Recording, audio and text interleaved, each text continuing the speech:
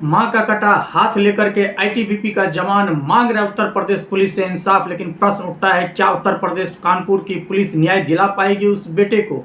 मां की अचानक तबीयत बिगड़ गई और उन्हें नजदीकी कानपुर के कृष्णानगर हॉस्पिटल में एडमिट करा गया। वहां पर ऐसी सिचुएशन बनी कि उनकी मां को इंजेक्शन देना पड़ा, जहां पर विकास सिंह उनके परिवार का आरोप है कि इंजेक्शन देने से उनकी इन्फेक्शन लगातार शरीर में बढ़ता जा रहा था। ऐसे में कहा गया हॉस्पिटल की तरफ से कि उनका हाथ काटना पड़ेगा। फिर अचानक सिचुएशन ऐसा आया है कि वहां से रेफर करके पारस हॉस्पिटल में लाया गया। लेकिन उनकी परिवार के तरफ से, विकास सिंह जो कि आईटीबीपी में जवान है, उनके तरफ से कहा गया है कि यह लापरवाही का रिजल्ट है। क्योंकि मां की जो सिचुएशन थी जब वो हॉस्पिटल में लाया गया था तो इतनी कंडीशन बुरी नहीं थी जितना कि बताया जा रहा है। और हाथ काटने के बाद वो इंसाफ लगाने के लिए हर दरवाजे पे जा रहे थे, लेकिन उनकी उम्मीद टूटती जा रही थी। अंत में ऐसा हुआ कि आईटीबीपी के कमिश्नर, ध्यान से सुनना, कमिश्नर कमांडर रैंक के अधिकारी को जाना पड़ी। आज कानपुर पुलिस के कमिश्नर के ऑफिस में जानी पड़ी, अपने दल बल के साथ पहुंच गए। खबर तो ऐसी आई कि पूरी उत्तर प्रदेश की जो कमिश्नर है कानपुर की, उनकी घेराबंदी कर ली गई। लेकिन आईटीबीपी के जो कमांडर है उनके द्वारा कहा गया कि ऐसी कोई बात नहीं थी, यह मीडिया में गलत अफवाह उड़ाई गई है। आप इस चीज की खबर वो खुद ही कह रहे हैं, आप इस चीज को सुन लीजिए। थोड़ा इसको गलत लेवल पे गलत रूप से ले लिया है। हमने कोई ऐसा घेरने वेरने या कुछ ऐसी कोई कार्रवाई नहीं हुई है। कमिश्नर सर की तरफ से पूरा सपोर्ट है हमें, और जो भी जांच रिपोर्ट इस मामले में आएगी तो न्याय होगा।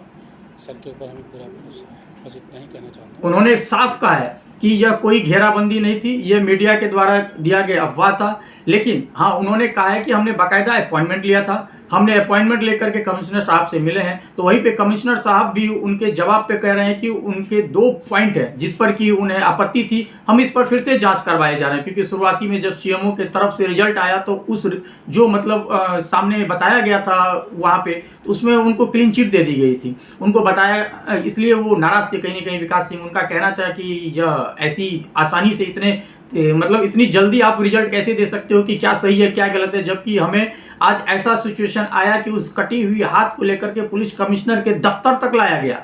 आप सोचिए कि सिचुएशन क्या रहा होगा। वो जवान जो कि देश की सेवा करता है, हर तरफ देश की सेवा करता है, वो लोग अपनी जी जान लगाते हैं। उनकी परिवार में उनकी मां की जब बात आई तो पूरा आईटीबीपी का पूरा खेमा उनके साथ तैयार है। यह सुन के कहीं ना कहीं बहुत अच्छा लगा। क्योंकि कोई किसी का बेटा अगर कोई बॉर्डर पे है, कोई भी आर्म फोर्स में काम लगा हुआ है, चाहे वो आर्मी हो, एयरफोर्स हो, नेवी हो और बीएसएफ हो, कोई भी हमारे आर्म फोर्स है जिसमें कि उनकी योगदान है, उनकी परिवार की रक्षा करना कहीं ना कहीं सरकार और उनके तरफ से डिपार्टमेंट का पूरी जिम्मेदारी होती है।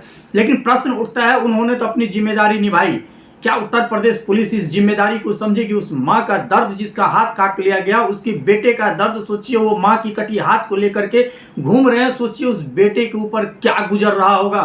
कभी आपने सोचा है कि यह हॉस्पिटल किस तरीके से हमें लूट रहे हैं?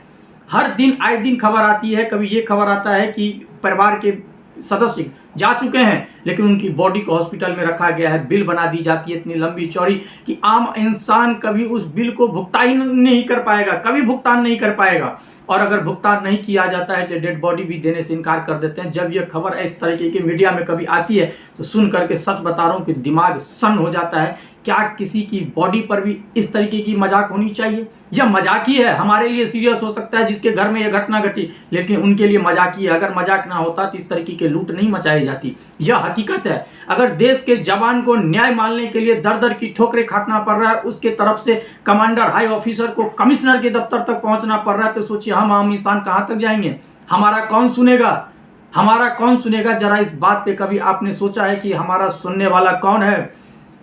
क्या उसने अगर आरोप लगा दिया कि हमारी मां को गलत इंजेक्शन दिया गया है, इसी के कारण उनकी हाथ काटी गई है, और वो इस चीज की मांग कर रहा है कि निष्पक्ष जांच करिए, तो क्या गलत कर रहा है? क्या आप इसकी समय नहीं ले सकते थे? यह घटना है 13 मई की। सांस लेने में बताया जा रहा है कि तकलीफ थी मां की, विकास सिंह की। अपनी मां को तात्कालिक कृष्णानगर हॉस्पिटल में एडमिट कराए थे। लापरवाही का क्लियर आरोप लिखा, ये न्यूज की मैं रिपोर्ट बता रहा हूँ कि उनको बताया जा रहा है कि वो इन्फेक्शन की बताई गई थी। उनकी आरोप जो है कि या तो कैनुला सही से नहीं लगाए, या फिर उनका ये आरोप है कि इंजेक्शन गलत डाल दिया गया। 14 मई की हालत इतनी बिगड़ गई कि उनको पारस हॉस्पिटल में शिफ्ट किया गया है। डॉक्टर ने बताया कि इन्फेक्शन इतना फैल चुका है कि अब हाथ काटना ही एकमात्र उपाय है। अब आप समझ जाइए इससे उस बेटे का दर्द क्या रहा होगा।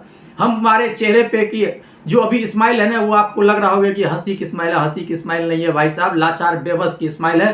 कि जो हमसे यह सिस्टम हमारा लूट रहा है, हम मिडिल क्लास को कुछ समझ नहीं रहा है हमारे लिए, तो सोचिए उस जवान की हालत है तो हमारी क्या हालत करके रखोगे साहब। भगवान भरोसे यह सिस्टम है, हमारा कोई नहीं है सुनने वाला।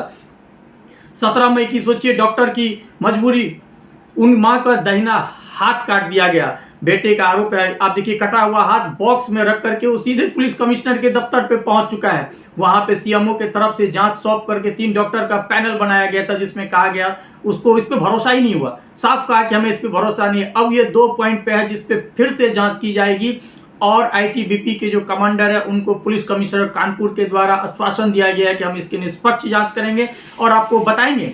वहीं पे आईटीबीपी के जो एक और ऑफिसर हैं जो कि इसी के साथ काम कर रहे हैं, उन्होंने जो बताया यह सुनकर के आप शॉक्ड हो जाएंगे। उन्होंने बताया है कि इस तरीके की कृष्णा नगर में पहले भी 2-3 घटनाएं हमारे साथ हो चुकी है, तभी हम इस बेटे के साथ खड़े हैं। क्योंकि अगर पहली घटना रहती तो शायद हम चुप हो जाते, लेकिन ये लगातार इस तरह की घटना हो रही है। आप इस रिपोर्ट को भी सुन लीजिए, उन्होंने जो बताया है। प्रॉब्लम थी सांस की, इन्होंने क्या कि हाथ में कोई गलत इंजेक्शन या कुछ ऐसा लगाया जिससे जो है पूरे हाथ में इनके कालापन पड़ गया और हाथ को सर काटना पड़ा। और इससे पहले भी जानकारी मुझे मिली, मैं तो अभी 2-4 दिन हुए यहाँ आए, जानकारी ये मिली कि इससे पहले एक कांस्टेबल हमारे यहाँ थी, वो यहाँ पे आई इलाज कराने के लिए। उनका इलाज ऐसा है कि उनका डेथ ही हो गया और एक इंस्पेक्टर सर थे उनका भी एडमिट कराया गया, उनके साथ भी ऐसा इन्होंने किया कि डेथ हो गई उनकी। साफ कह रहे हैं ये, साफ कह रहे हैं ये कि हमारे साथ अन्याय हुआ है। अब तो हम कृष्णा नगर से परमिट ही हटा दिए, अब हम इसमें आते ही नहीं हैं। लेकिन पता नहीं क्या दिक्कतें थी वो इसमें आ गए।